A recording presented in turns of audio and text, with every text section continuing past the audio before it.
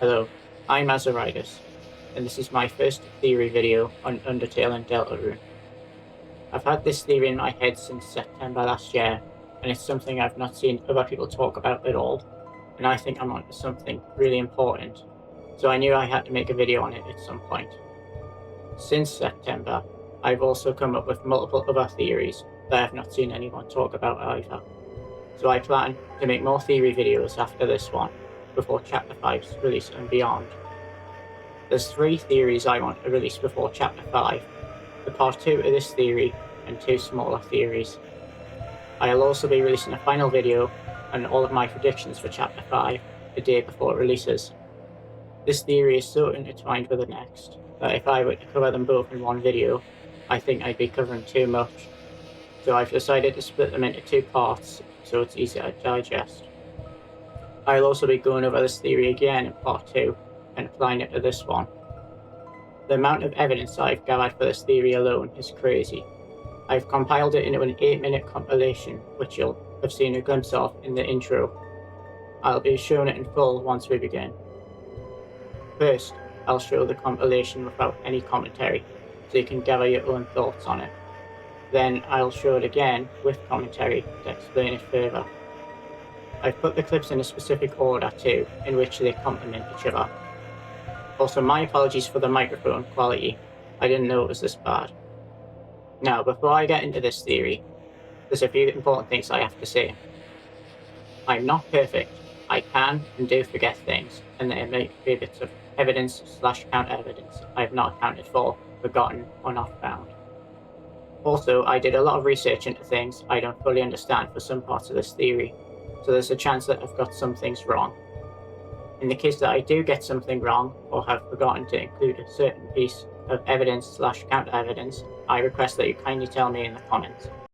Now, we may begin.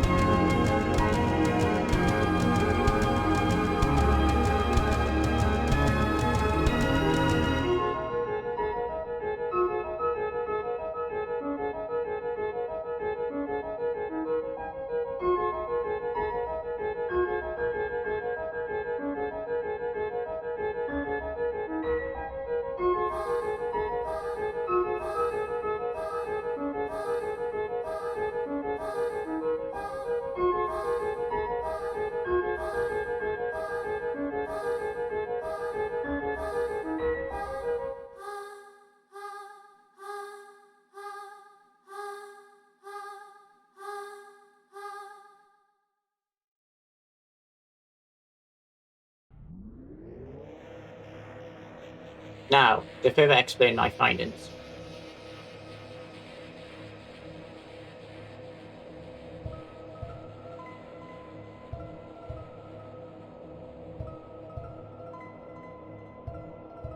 This one is self-explanatory. It's a direct correlation between hope and light.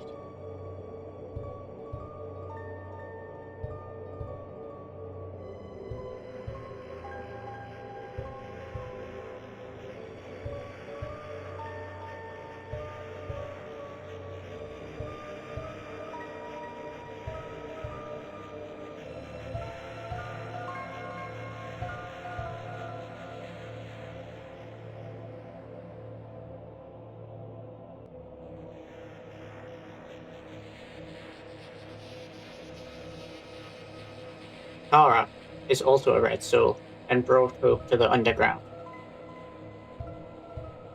When Kara and Azrael died, all of that hope Kara brought disappeared, just like they did.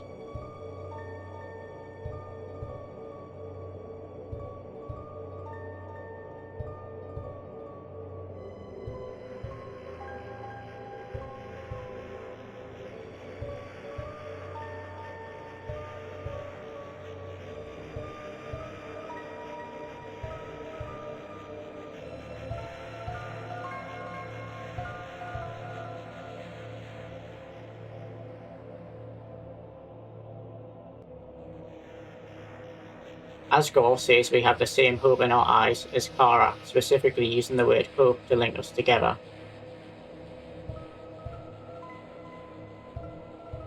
Kara is a red soul, like us.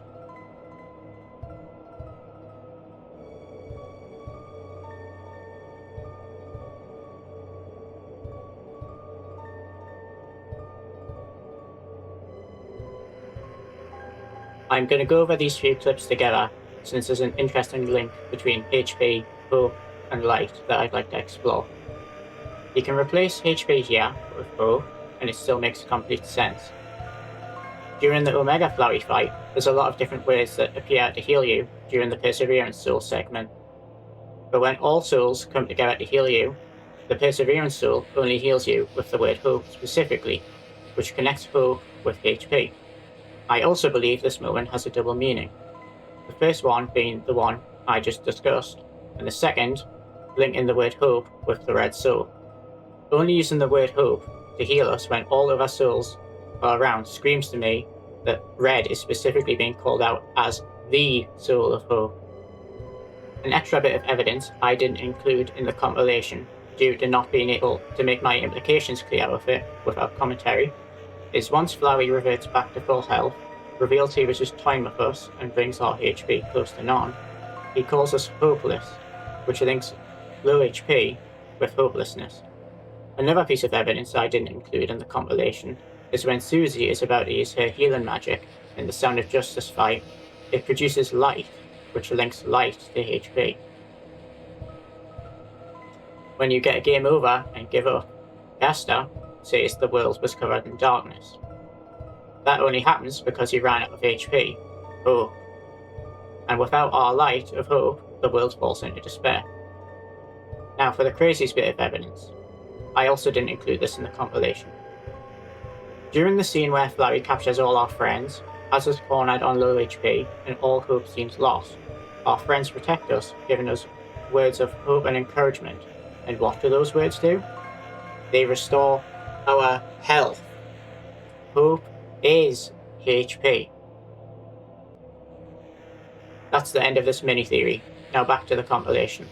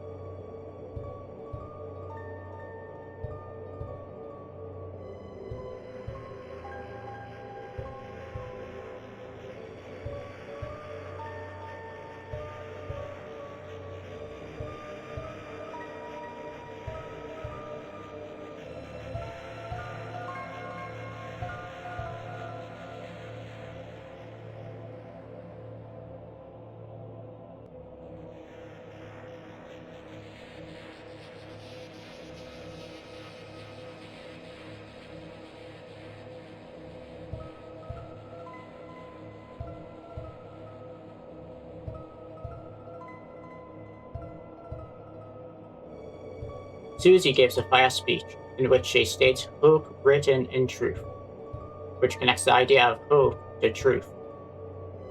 By being yourself, you're being true to yourself. Hope written in truth.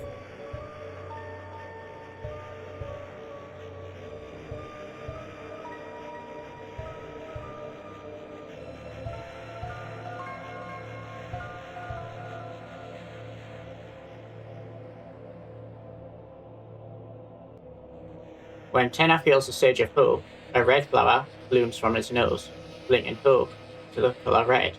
And if that wasn't enough, the first colour of flower to bloom from the hope meter is also red.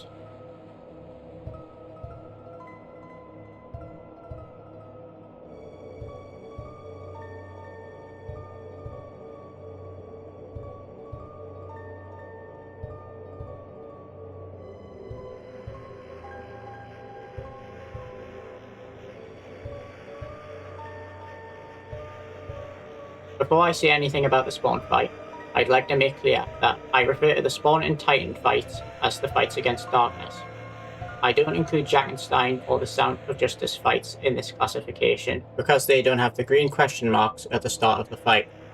I'll be talking about the fights against darkness a lot in this theory, so it's important that you remember this. Now, back to explaining the compilation. In the fights against darkness, our light protects us from the dark, and Gerson's quote links us light to hope. I also believe that this is the Red Soul's soul mode. We don't transform, but we don't need it. We already have the light of hope within us after all.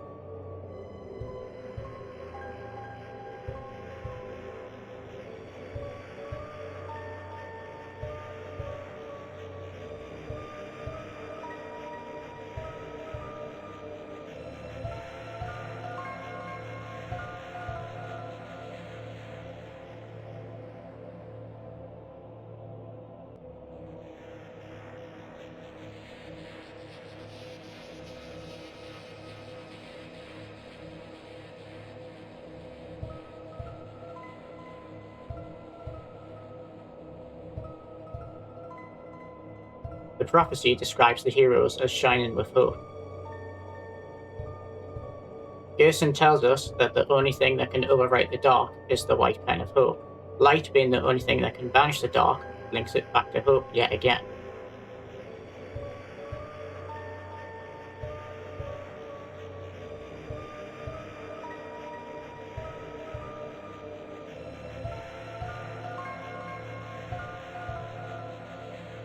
Susie's hopeful smile, that is described as shining, metaphorically blows the darkness away. We then imitate it and seal the fountain with our light.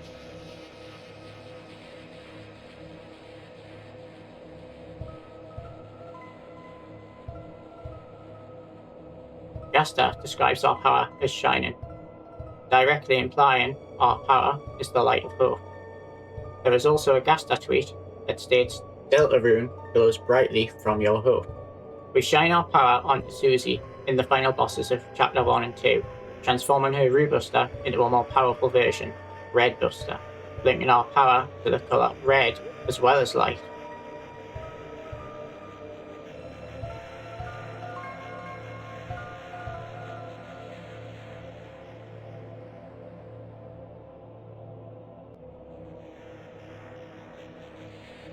Now for the final piece of evidence, the piece which glows with finality.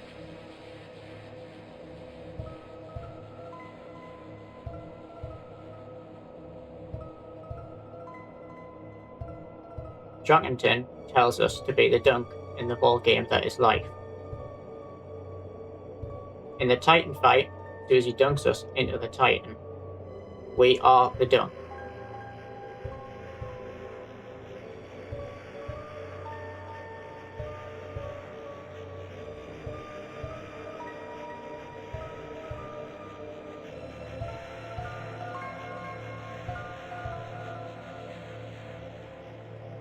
We unleash our light and banish the Titan, ending the battle. Bravery, justice, integrity, kindness, perseverance, patience.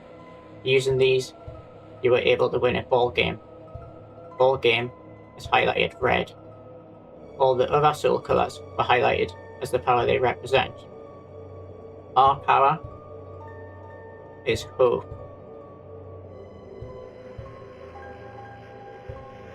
That's all of the compilation evidence explained. To me personally, it's so damning that this doesn't even feel like a theory anymore. Now, for the next part of this theory. Before I can claim the red soul is hope for sure, we need to figure out what all soul traits have in common. So what do they all have in common? They're all virtues. A virtue is a specific moral quality, character trait, or behaviour that is universally regarded as good, right, and morally excellent. There isn't a definitive amount of virtues, since each religion and culture defines them differently. So I've decided to use the ones from Christianity, since Toby was raised as a Christian. All the current soul virtues that we know of are bravery, justice, kindness, patience, integrity, perseverance, and for monster souls we have love, hope, and compassion. But the three virtues of monster souls are associated with the colour white, meaning red can't be hope, right? Well, I have a theory that explains how it's both red and white, which I will reveal in part 2. Also, I believe that the colour of the soul represents that person's defining virtue. If they only possessed one virtue and not any of the others, that just wouldn't make sense. The first Red Snowball game message also backs this up. Now, I'm going to go over the different virtues that people think the red soul may represent. Determination, courage, love, fate, will, and freedom. I'll be going over the first three together. Fate, will, and freedom aren't virtues, so they're immediately disqualified. Next we have determination. Determination is a virtue. It is the power to pursue your goals despite the obstacles in the way. It's the strongest contender by far and has a ton of evidence to back it up. I won't be going into the evidence for it because if you're here, you've probably already played Undertale and know what I'm talking about. But if the red soul is determination, why does Toby choose to stop using it in the save points of Deltarune? I believe determination isn't wrong, but isn't right either. I'll further elaborate in part 2 of this theory. Courage. Courage is a virtue. It is the power to confront fear despite feeling it. Courage is the weirdest contender. It has some good evidence in Deltarune, with the game over theme being named Faint Courage, Kris's talk becoming courage in the Chapter 1 and 2 final bosses, and Ralsei stating Kris, Susie, and us, the player, have the courage to save the world. However, courage doesn't get mentioned in relation to us at all in Undertale, which disproves its possibility completely to me. However, I'm going to go into another mini-theory with this one, because there's a lot of links between courage, the act system, and the colour orange. Bravery and courage are both very similar virtues. The difference between the two is that bravery is instinctive and courage is conscious. Bravery is the power to act without fear, and courage is the power to act despite it. During the spawn fight, if you check the spawn, you get flavor text that says exposure to light and gather courage to gain TP. This connects courage with TP. TP stands for tension points. You use your tension points to create tension and end fights. Acting uses your TP, your courage. The TP bar in normal fights is orange, and the act system is always orange. And when Kris uses the courage act in the chapter 1 and 2 final bosses, they flash orange, which ties a neat bow on the whole thing. For part 2 of this mini-theory, it's important for me to say that I believe in the Kris is the patient soul theory, so I will be going into the next part treating it as fact. In Undertale, we don't have TP, but we can act freely without it because Frisk does what we say. Also in Undertale, orange and blue attacks are opposites. In Deltarune, we need courage to act. I believe this is because we share a body with Kris, and they don't work with us willingly. Kris being the patient soul would mean that they probably don't have enough courage to act often, so we need to gather enough courage to encourage Kris to act for us. Counter evidence to this would be that in the Susie vs Gerson fight, we still need TP to command Susie. However, we're still inside of Kris, so we could still be encouraging Kris to tell Susie our commands. Other party members are able to act on their own without TP, like Susie when she uses multiple Rude Busters against the Roaring Knight before the Titan is summoned. And Ralsei and Susie are also able to use healing outside of battle. I believe this is because they already have enough courage to not have to gather it, and because they are in full control of their actions. I believe that Deltarune's game over theme is called Faint Courage because once you've lost all HP, you are left unable to act. However, during the game over, Susie talks to Kris and Ralsei talks to us, which is weird because then it implies it is shared between us. Undertale's game over theme is called Determination, and in Undertale's game over screen, Asgore talks to Kara and Flowey talks to us. These game overs are weirdly shared between us and Kris or Kara. I believe that the game over song names are for Kris and Kara, not us, but those that know we the player exist and talk to us through them. You then might think our game over theme is Darkness Falls instead, as Gaston directly talks to us. But I think it's the world of Deltarune's game over theme, because without us, the world falls into darkness. Also, I believe that in the darkness fights, that even we, the player, don't have enough courage to act freely due to the darkness restricting us, and because darkness is the embodiment of fear after all. Not only do we have to encourage our allies to act, but ourselves as well, in order to use our acts, banish, or unleash. This makes a lot of sense since it reduces our TP gain, which in turn also affects our courage. Also, the spawn seems to be directly speaking to us sometimes in the end-turn dialogue while we're choosing what to do next. And the only thing that can restrict the light and make it second-guess itself is the darkness. In the weird route, I believe that as we grow stronger, our control over Kris becomes too much for them to resist. As their fear of us grows, we restrict them more and more, making it harder for them to muster enough courage to act against us, just like how the darkness restricts us, reducing our TP gain. I'm not 100% confident on this part of the mini-theory, but I thought it's at least worth discussing. That is all for part 2, now on to part 3. The only oddity of this mini-theory is that the courage you can physically gather is yellow. But I believe it's because before your courage is gathered, it sits stagnant as justice. Justice is the power of treating others fairly and giving everyone what they are owed. You have to have a sense of your own justice before you can use your courage to enact it. And in the Spawn's case, they deserve to be blinded into oblivion. Noelle is the character associated the most with yellow, and throughout Chapter 2, her character arc is for her to gather enough courage to say no to Queen. Noelle's magic is all ice related, and ice is also stagnant. This draws a connection between justice and stagnancy. Also, Noelle won't act often without someone to encourage her, and justice is just ice. And when Ralsei says we have the courage to save the world is highlighted in yellow, which I think implies that we can save the world if we act upon it. Does this mean that everything highlighted in yellow text is something that can be acted upon? Maybe, but it's merely an observation. I'm not going to get all the evidence for that since we need to move on. That wraps up this mini-theory, but now I'd like to go into one more. I want to go into something I've noticed about the fights against darkness. In the fights against darkness, there's 3 special colours that appear in the UI alongside the usual orange, those being yellow, dark blue, and green. The virtues of these colours are bravery, justice, kindness, and integrity. And these 4 virtues are very similar to a very special set of virtues, called the Cardinal Virtues. The Cardinal Virtues are 4 foundational virtues of mind and character in classical philosophy and Christian theology.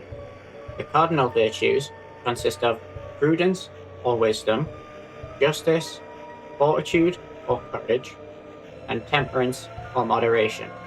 Prudence and wisdom, fortitude and courage, as well as temperance and moderation, are pretty much the same things, so I will merge them together for simplicity's sake and refer to them as only wisdom, courage, and temperance from now on. I believe we use the 4 cardinal virtues in the darkness fights in order to banish it. We already know what colours justice and courage represent, so I'm going to go into the other 2. First, we have wisdom. The virtue of wisdom is to make the right choice in any situation while applying your morals. I believe wisdom is the green question marks we see at the start of the darkness fights. My evidence is that the green flame just outside the door to the 3rd sanctuary that takes you back to Gerson's study is stated to glow with knowledge. Knowledge is heavily tied to wisdom. Also, Gerson is a character full of wisdom, and his battle colour is green. The final piece of evidence is the scene where Gerson encourages Susie to grab the book needed to open the doorway. The word book is highlighted in green. I believe that it's green because helping Gerson get the book is the objectively right choice. It's the objectively right choice because it opens the door to the path ahead, and it's also the right choice to help Gerson in this situation because he is an elder. The lesson Gerson teaches here is to stop and analyse your surroundings, to use them to open the path ahead, instead of being impulsive, blindly rushing ahead, and getting yourself into trouble. In other words, use your wisdom with temperance to make good decisions. The moss is also in green text because eating it is the objectively right choice. Temperance is the power to control your impulses. Susie shows she has her virtues of justice and courage in the right place, but her temperance isn't. Until she learns how to control it, she can't use the full extent of her wisdom. Wisdom acts as the director of the cardinal virtues. Without it, the other 3 lose their direction.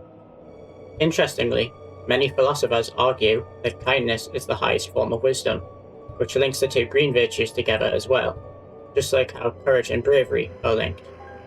Temperance and integrity also follow this, with temperance governing your impulses and integrity governing your principles. When the TP bar turns dark blue, we get less TP, making us more careful with how we spend it, which is temperance in practice. Using the cardinal virtues specifically to defeat the darkness tells me something extremely important about them. I will elaborate in part 2. Now, enough with the mini-theories, it's time to move on to the final virtue candidate. Love. Love is a virtue.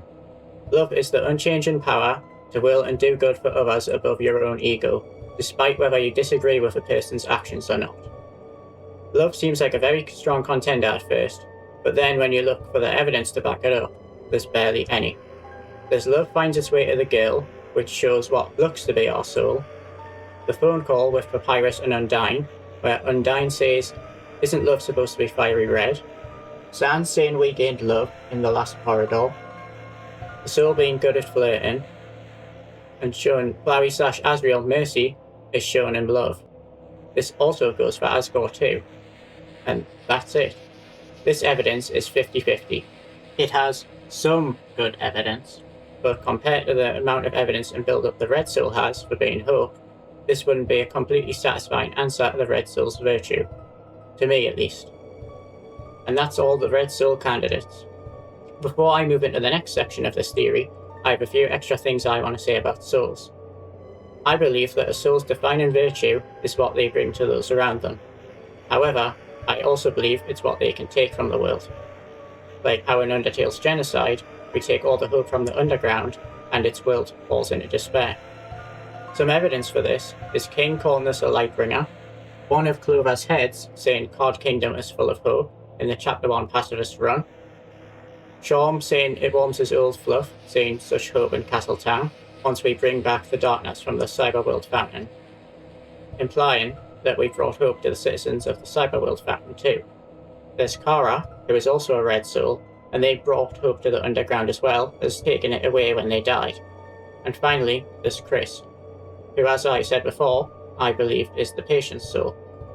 Kris would have taught Toriel and Asgore to be patient because they had to learn how to look after a human child in a town of only monsters. But you have to learn to be patient when raising any child, so this argument also falls apart at that realization. This little theory is not really provable since we don't have enough concrete evidence, but I feel like it was still worth discussing. There is one more group of virtues that I haven't mentioned yet. These virtues are considered the strongest of all virtues. They are the Theological Virtues. The weakest of the three is faith.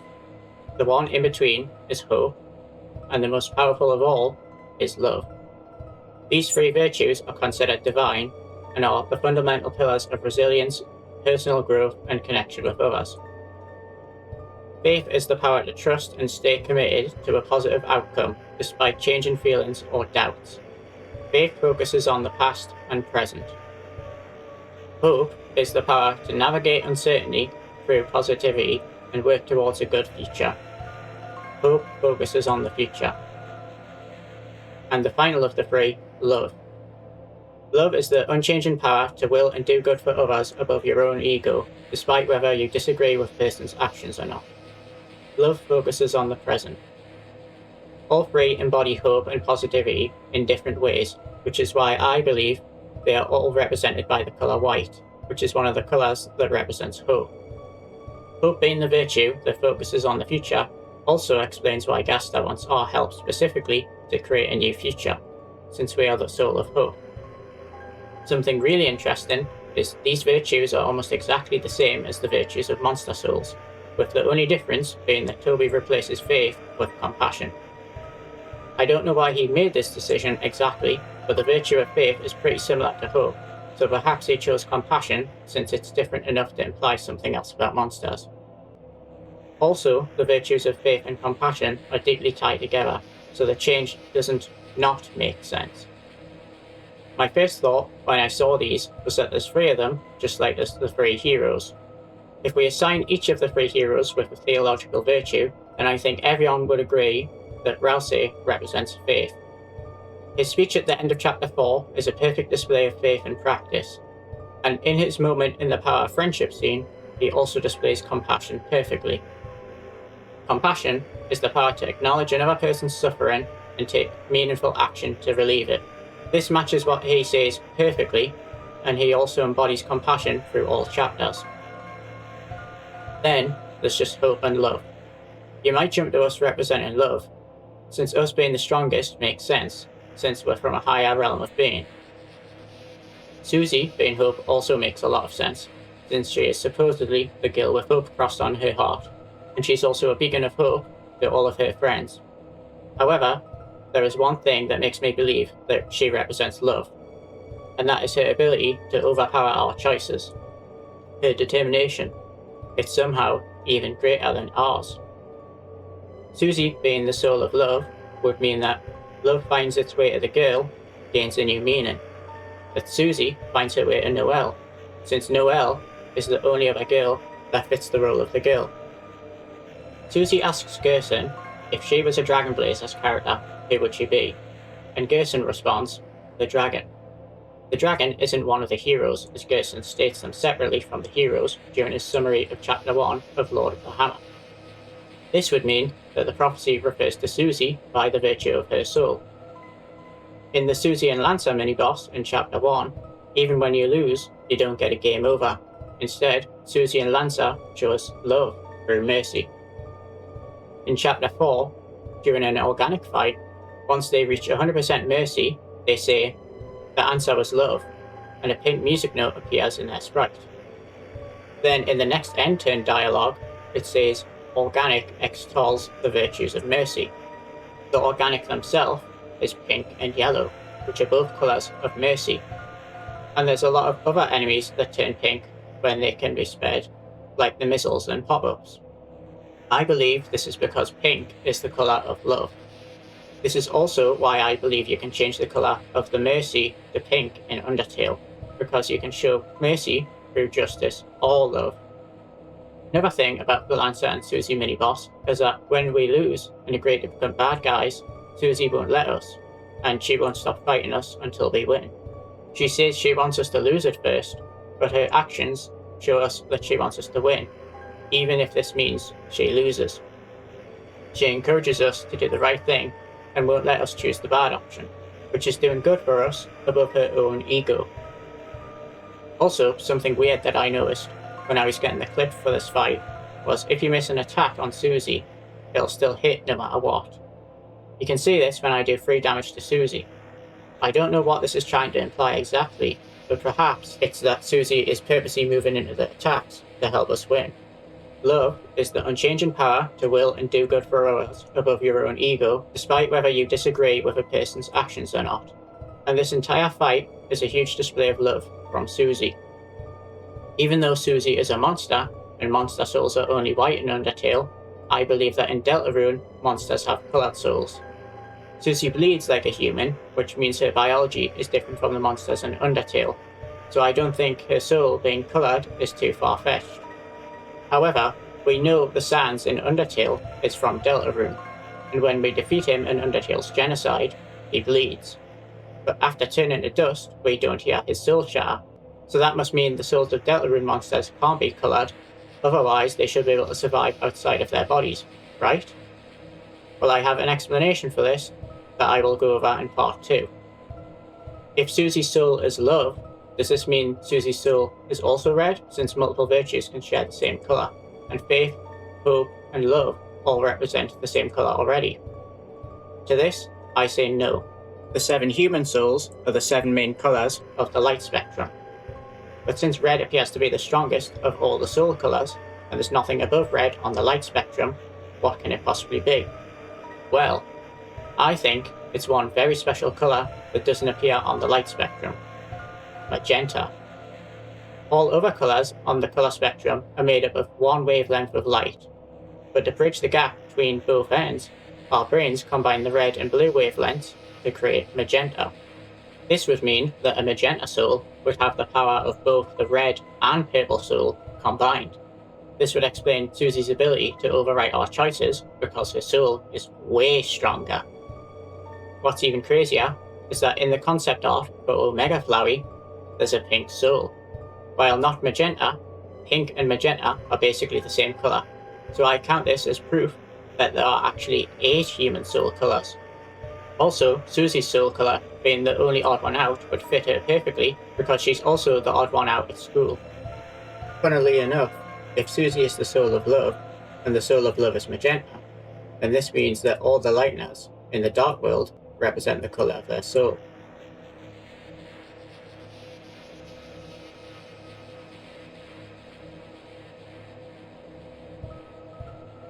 Now, we're approaching the end of the video, but before we get there, there's 2 more things I want to discuss.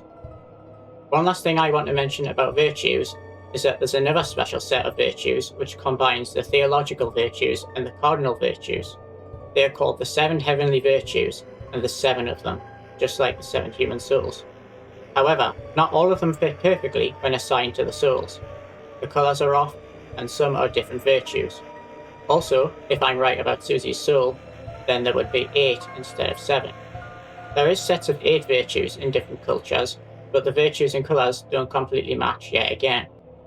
Because of this, I believe Toby used the 7 heavenly virtues as inspiration for the virtues of the 7 human souls, but he interpreted them in his own way to create the set we have. Because of this, I don't believe that they are a reliable source to get information from for this theory, so I didn't mention them until now. The 3 heroes are stated to be shining with hope as they approach World's Edge. We know that all souls can shine because when we turn green in the Sound of Justice fight, we still shine, but the light is smaller than when we are red. But if a soul is required to shine with hope, then what about Ralsei?